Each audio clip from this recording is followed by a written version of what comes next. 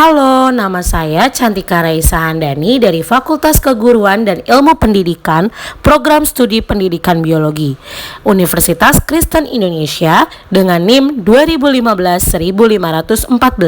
Pada kesempatan kali ini, saya akan membahas materi mengenai fluida statis.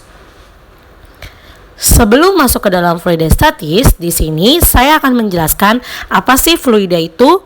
Fluida adalah zat yang dapat mengalir dan berubah bentuk jika diberi tekanan. Selanjutnya adalah fluida statis. Fluida statis merupakan salah satu cabang ilmu sains yang membahas karakteristik fluida saat keadaan diam. Biasanya membahas mengenai tekanan pada fluida tersebut ataupun yang diberikan oleh fluida. Dalam fluida statis ini, saya akan membahas massa jenis. Massa jenis merupakan suatu ukuran kerapatan suatu benda dan didefinisikan sebagai berat suatu benda dibagi dengan volumenya. Semakin besar massa jenis, maka benda tersebut memiliki kerapatan yang besar. Massa jenis memiliki rumus Rho sama dengan M per V, di mana Rho adalah massa jenis, satuannya kilogram per meter kubik, M sama dengan massa benda, satuannya kilogram, dan V sama dengan volume benda, satuannya adalah meter kubik. Selanjutnya, massa jenis dapat digunakan untuk mengetahui apakah benda dapat mengapung di permukaan air. Benda atau objek yang memiliki massa jenis lebih kecil akan selalu berada di atas massa jenis yang lebih besar. Contohnya, pada seperti gambar di bawah ini, minyak akan selalu mengapung di atas permukaan air dikarenakan massa jenis minyak lebih kecil daripada massa jenis air. Selanjutnya, disediakan data massa jenis beberapa zat pada suhu 0 derajat Celcius dan tekanan 1 atmosfer pada gambar berikut ini. Selanjutnya, kita akan membahas contoh soal massa jenis. Perhatikan gambar berikut ini. Hitunglah massa jenis balok tersebut. Langkah pertama yang kita lakukan adalah kita tulis yang diketahui pada soal, yaitu massanya 16 kg, V-nya atau volumenya kita cari dulu, yaitu 20 cm dikali 20 cm dikali 50 cm. Dikarenakan di soal masih cm, kita ubah satuannya dulu ke meter, jadi 0,2 meter kali 0,2 meter dikali 0,5 meter, dihasilkan 0,02 meter kubik. Yang ditanya adalah Rho atau massa jenis. Kita jawab dengan rumus Rho sama dengan M per V. Kita masukkan data 16 kg dibagi 0,02 meter kubik dihasilkan 800 kg per meter kubik. Selanjutnya dalam fluida statis ini saya akan membahas mengenai tekanan. Tekanan didefinisikan sebagai besar gaya yang bekerja pada permukaan benda tiap satuan luas. Tekanan memiliki rumus yaitu P sama dengan F per A, di mana P adalah tekanan, satuannya Pascal, F adalah gaya, satuannya Newton, dan A adalah luas permukaan, satuannya adalah meter persegi. Tekanan selalu terkait dengan gaya. Tekanan yang besar selalu dihasilkan oleh gaya yang besar dan sebaliknya. Namun pengertian tekanan tidak hanya sampai di sini. Terdapat perbedaan hasil tekanan yang diberikan oleh benda yang memiliki ujung runcing atau tajam dengan benda yang memiliki ujung tumpul seperti pada gambar di bawah ini. Jarum dan jari tangan menekan balon dengan gaya atau F yang sama, tetapi jarum dapat memecahkan balon sedangkan jari tangan tidak. Dari sini terlihat pada luas permukaan yang dikenai gaya juga berpengaruh terhadap tekanan. Luas permukaan yang tajam menghasilkan tekanan yang lebih besar daripada luas permukaan yang tumpul. Berdasarkan hal tersebut dapat disimpulkan bahwa tekanan sebanding dengan gaya dan berbanding terbalik dengan luas permukaan. Selanjutnya adalah contoh soal tekanan. Gaya 800 Newton bekerja pada permukaan seluas 5 meter persegi. Berapa besar tekanan yang dihasilkan gaya tersebut? Yang pertama, kita tulis dulu diketahuinya F sama dengan 800 Newton, A sama dengan 5 meter persegi. Yang ditanya adalah P. Kita jawab dengan rumus P sama dengan F per A, yaitu P sama dengan 800 Newton dibagi 5 meter persegi, yaitu P-nya didapatkan 160 Pascal.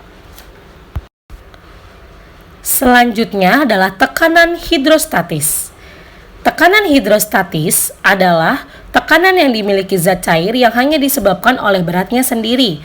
Tekanan hidrostatis memiliki rumus pH sama dengan Rho kali G kali H, di mana pH adalah tekanan hidrostatik, Rho sama dengan massa jenis zat cair, G sama dengan percepatan gravitasi, dan H sama dengan kedalaman zat cair dari permukaan. Lalu, di sini saya akan menjelaskan mengenai penerapan tekanan hidrostatis dalam kehidupan sehari-hari. Yang pertama ada pemasangan infus, kemudian seseorang yang sedang menyelam dan berenang, dan yang terakhir adalah pemasangan bendungan. Selanjutnya, kita akan membahas contoh soal tekanan hidrostatis. Seekor ikan berada pada bak air seperti pada gambar berikut.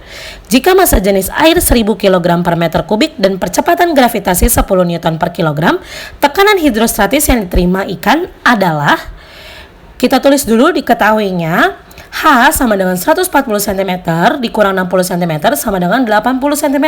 Dikarenakan satuannya masih cm, kita ubah ke dalam meter, yaitu 0,8 meter. Ingat, kedalaman diukur dari permukaan zat cair. Lalu, G-nya sama dengan 10 Newton per kilogram, massa jenisnya 1000 kg per meter kubik. Yang ditanya adalah tekanan hidrostatis. Tekanan hidrostatis atau pH sama dengan Rho kali G kali H. Kita masukkan angkanya 1000 kali 10 kali 0,8 sama dengan 8000 Newton per meter pangkat 2. Selanjutnya, kita akan membahas tekanan mutlak. Tekanan mutlak memiliki rumus P sama dengan P0 tambah Rho kali G kali H. P sama dengan tekanan total atau tekanan mutlak, satuannya adalah Pascal. P0 adalah tekanan atmosfer, besarnya adalah 1 atmosfer atau 1 kali 10 pangkat 5 Pascal.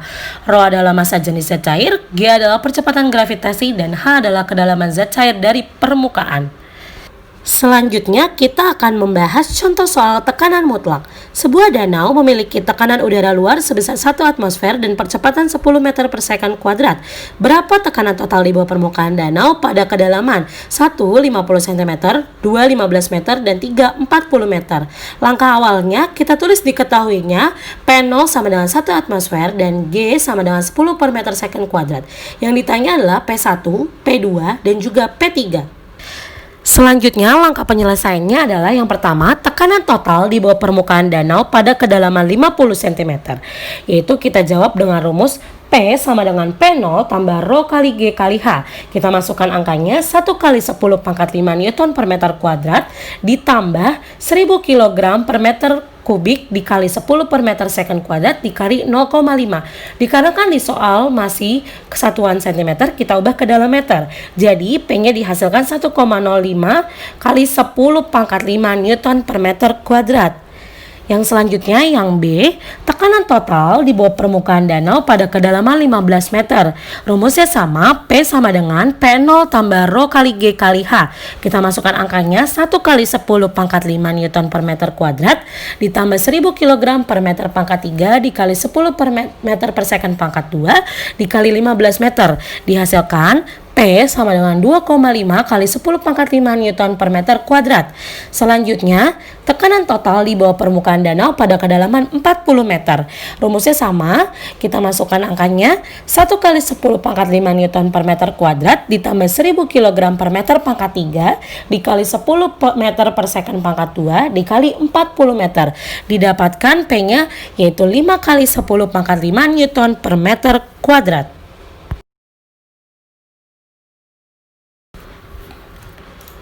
Yang terakhir, kita akan membahas hukum Pascal. Blaise Pascal merupakan seorang ilmuwan berasal dari Perancis pada tahun 1623 sampai 1662.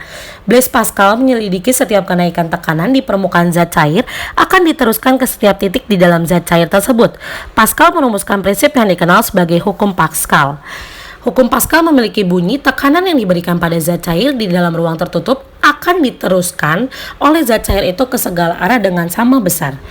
Hukum Pascal memiliki rumus yaitu P1 sama dengan P2 atau F1 per A1 sama dengan F2 per A2. F1 adalah gaya yang bekerja pada benda 1, F2 gaya yang bekerja pada benda 2, A1 luas permukaan benda 1, dan A2 adalah luas permukaan benda 2. Selanjutnya adalah Penerapan hukum Pascal dalam kehidupan sehari-hari. Yang pertama ada dongkrak hidrolik, yang kedua ada rem hidrolik, yang ketiga ada pompa ban sepeda, dan yang terakhir ada mesin hidrolik pengangkat mobil. Selanjutnya, kita akan membahas contoh soal hukum Pascal. Sebuah benda digunakan untuk mengangkat beban sebesar 15.000 Newton. Jika luas penampang besarnya 500 cm kuadrat dan gaya tekan penampang kecil sebesar 300 Newton, tentukan luas penampang kecil pada dongkrak tersebut. Yang pertama, kita tulis dulu apa saja yang diketahui dalam soal. Diketahui F1-nya 300 Newton, F2-nya 15.000 Newton, A2-nya 500 cm kuadrat. Kita ubah ke dalam meter kuadrat, yaitu 0,05 meter kuadrat atau 5 kali 10 pangkat min 2. Yang ditanya adalah A1, kita jawab dengan rumus A1 sama dengan A2 kali F1 per F2 sama dengan 5 kali 10 pangkat min 2 dikali 300 per 15.000 sama dengan 5 kali 10 pangkat min 2 dikali 0,02. Hasilnya adalah 0,01 meter kuadrat atau 10 cm kuadrat.